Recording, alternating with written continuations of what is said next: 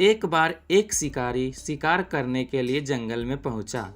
उसने अपने तीर पर बहुत ही खतरनाक जहर लगाया और शिकार को निशाना बना करके उसने तीर को छोड़ा, लेकिन उसका तीर चूक गया और तीर एक पेड़ पर जा लगा।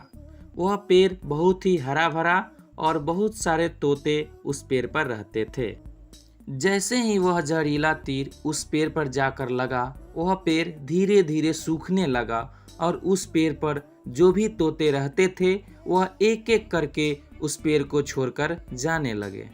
उस बड़े से पेड़ के कोटर में एक बहुत ही बूढ़ा तोता रहता था, जो बहुत ही धर्मात्मा और अच्छे मन का था। सभी तोते उस पेड़ को छोड़कर जाने लगे थे, लेकिन वह बूढ़ा तोता जाता था, दाना लेकर के आता और उसी कोटर में आकर के बैठ जाता था, परंतु उस पेड़ को छोड़कर जाने को तैयार ही नहीं था।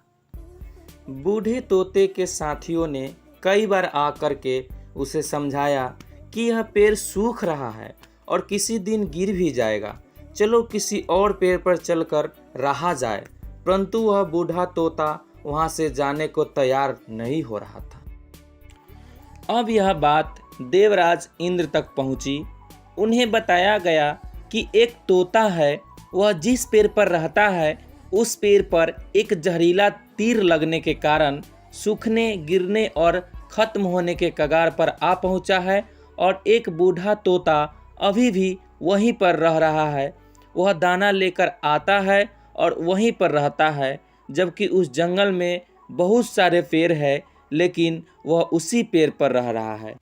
देवराज इंद्र प्रकट हुए और उस बूढ़े तोते से कहने लगे कि आप बहुत धर्मात्मा हैं, बहुत ही अच्छे मन के हैं, लेकिन आप इस पेड़ को छोड़कर किसी और पेड़ पर चले जाइए, क्योंकि यह पेड़ कुछ ही दिनों में गिर जाएगा। तालाब के पास में बहुत से बड़े बड़े हरे भरे पेड़ है, बड़े बड़े कोटर है, उन पेड़ों पर फल भी लगे हुए हैं और उन्हें वहीं पर तोड़कर खा सकते हैं, परंतु यहाँ से आप चले जाइए। तोता बोला, माफ़ कीजिएगा, इस पेड़ ने मुझे जीवन दिया है, शिकारियों से मेरी रक्षा की है, हर मौसम में मेरे साथ रहा है, एक कोटर मेरा घर है, यहाँ मैं पला बढ़ा हूँ। इस पेड़ को मैं छोड़कर कैसे जा सकता हूँ?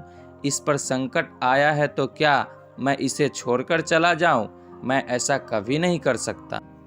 देवराज इंद्र तोते के इस बात से बहुत ही प्रसन्न हुए। उन्होंने तोते से कहा, मैं आपके इस बात से बहुत ही खुश हूँ, मांगो जो आपको मांगना है।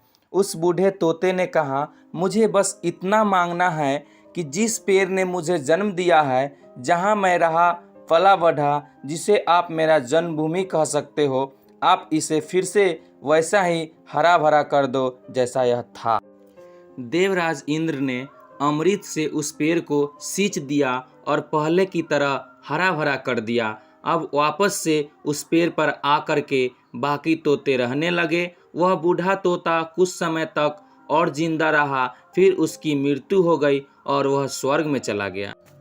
दोस्तों, यह कहानी हमें सिखाती ये है कि जब भी किसी इंसान का बुरा दौर आता है तो इमोशनली वह टूटा हुआ होता है, उसे किसी के सहारे की ज़रूरत होती है, किसी की आवश्यकता होती है। अगर आप ऐसे समय में उसे छोड़कर चले जाएंगे, उससे बात नहीं करेंगे, मुंह मोड़ लेंगे, तो आपसे बुरा कोई नहीं है, क्योंकि आप किसी के सुख का साथी बने या न बने, लेकिन आपको हमेशा किसी के दुख का साथी जरूर बनना चाहिए।